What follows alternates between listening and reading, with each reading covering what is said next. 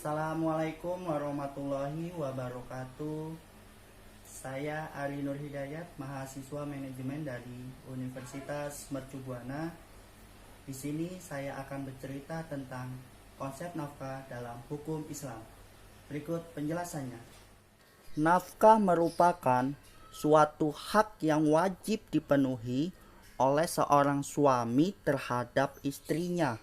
Nafkah ini bermacam-macam, bisa berupa makanan, tempat tinggal, perhatian, pengobatan, dan juga pakaian. Meskipun wanita itu kaya, atas dasar Al-Quran, para ahli fikih mewajibkan nafkah untuk istri atas suaminya, sebagaimana yang dijelaskan dalam firman Allah Subhanahu wa Ta'ala di Quran surat At-Talaq surat ke-65 ayat 6 sampai ayat 7, dan terdapat di Al-Quran surat Al-Baqarah ayat 233.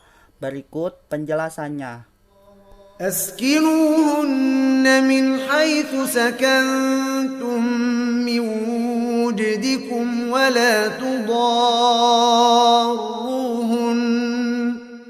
ولا تضاروهن لتضيقوا عليهن وإن كن أولات حمل فأنفقوا عليهن حتى يضعن حملهن فإن أرضعن لكم فآتوهن أجورهن وأتمروا بينكم بمعروف وإن تعاسرتم فسترضع له أخرى لينفق ذو سعة من سعته ومن قدر عليه رزقه فلينفق مما آتاه الله لا يكلف الله نفسا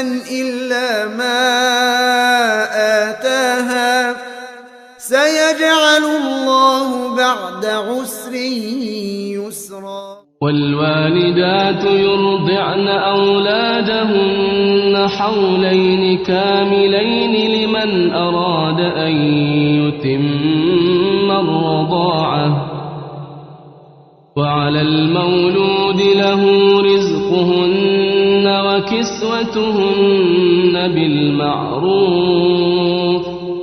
لا تكلف نفس إلا وسعها لا تضار والدة بولدها ولا مولود له بولده وعلى الوارث مثل ذلك فإن أرادا فصالا عن تراض منهما وتشاور فلا جناح عليهما وإن أردتم أن تسترضعوا أولادكم فلا جناح عليكم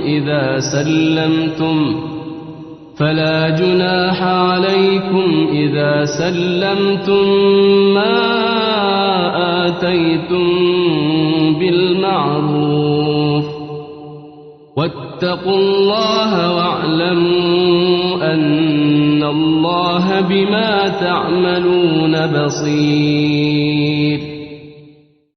Nafkah dibagi menjadi dua, yaitu nafkah material dan nafkah non-material. Contoh dari nafkah material seperti: 1. Suami wajib memberi nafkah, kiswah, dan tempat tinggal. 2. Suami wajib memberikan biaya rumah tangga, biaya perawatan, dan biaya pengobatan bagi istri dan anak. 3. Biaya pendidikan bagi anak. Contoh dari nafkah non-material seperti: 1. Suami harus berlaku sopan kepada istri, menghormatinya, serta memperlakukannya dengan wajar. 2. Setia kepada istri dengan cara menjaga kesucian suatu pernikahan di mana saja berada. 3. Berusaha mempertinggi keimanan, ibadah, dan kecerdasan seorang istri. Kewajiban nafkah dapat dipengaruhi oleh 3 sebab.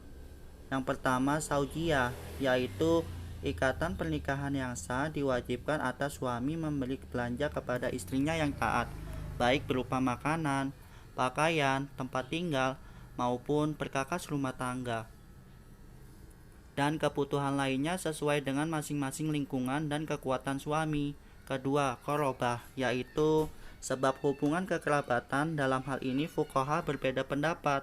Kalangan Malikiyah menilai qorobah yang wajib nafkah hanya ada hubungan orang tua dan anak atau walid wal walad. Kalangan Syafi'iyah menilai qorobah dalam hubungan orang tua dan anak dari hubungan cucu dan kakek atau usul dan furu. Hanafiyah menilai qorobah dalam konteks mahromiyah tidak terbatas hulhur dan furu, sehingga meliputi kerabat kesamping atau hawasi dan ziwil arham. Hanabilah memahami qorobah dalam konteks hubungan waris fard dan ashoba, meliputi usul furu, hawasi, dan zawil arham yang berada pada jalur nasab. Yang ketiga, milk, yaitu sebab kepemilikan atas sesuatu. Dalam hal ini pemilik budak dalam konteks kekinian.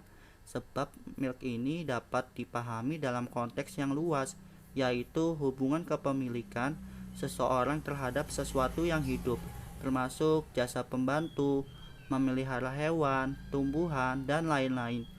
Komplikasi hukum Islam bab 12 tentang hak dan kewajiban suami istri dijelaskan bahwa Islam mengukuhkan hubungan antara suami istri atas dasar keseimbangan, keharmonisan, dan keadilan, serta istri mempunyai hak yang wajib dipikul suaminya. Begitu juga sebaliknya, suami mempunyai hak yang wajib dipikul oleh suaminya oleh istri.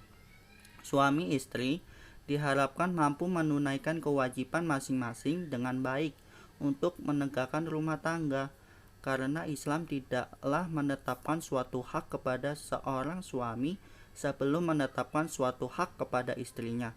Kemudian di dalam Undang-Undang Nomor 1 Tahun 1974 yang mengatur tentang hak dan kewajiban suami sebagai kepala keluarga dalam rumah tangga, mempunyai kewajiban untuk melindungi dan memberi nafkah baik lahir dan batin, serta memberi tempat tinggal yang layak kepada keluarganya, serta hak dan kedudukan suami istri seimbang dalam kehidupan rumah tangga maupun dalam lingkungan masyarakat, karena mereka berhak melakukan perbuatan hukum seperti belajar ataupun bekerja.